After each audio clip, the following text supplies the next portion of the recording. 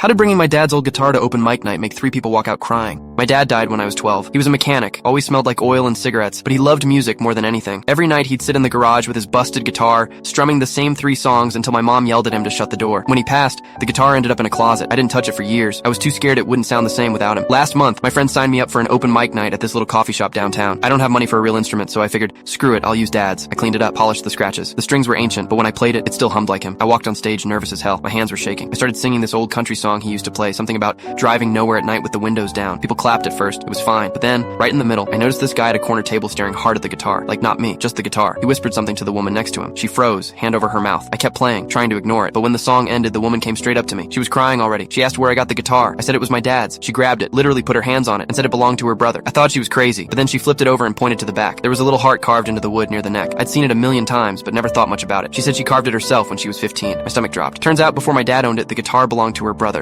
a musician who OD'd back in the 90s. After he died, their family donated his stuff to some pawn shop. Somehow my dad bought it. She kept saying, "That's my brother's guitar. That's the last thing he touched." Her voice cracked. Everyone was staring. I felt awful. But then she asked me to give it to her. Right there. She said it wasn't right for me to keep it. I told her no, it's my dad's now. It's all I've got left of him. That's when she lost it. She said, "At least I shared blood with the man who owned it first. Your dad just picked it up secondhand." It hit like a knife. I held onto the guitar and told her she needed to back off. She stormed out sobbing, and the guy she was with chased after her. I thought it was over. But then, maybe 20 minutes later, another woman came up. She had been sitting near the back with a wine glass. She said the strap on the guitar, it used to be her husband's. He died in Afghanistan. She recognized the stitching pattern because she'd made it herself. I didn't even know the strap wasn't original. My dad must have swapped it at some point. She touched it, whispered, "I can't look at this," and walked out too, crying. By then, the room was dead silent. I just stood there holding this stupid guitar like it was cursed.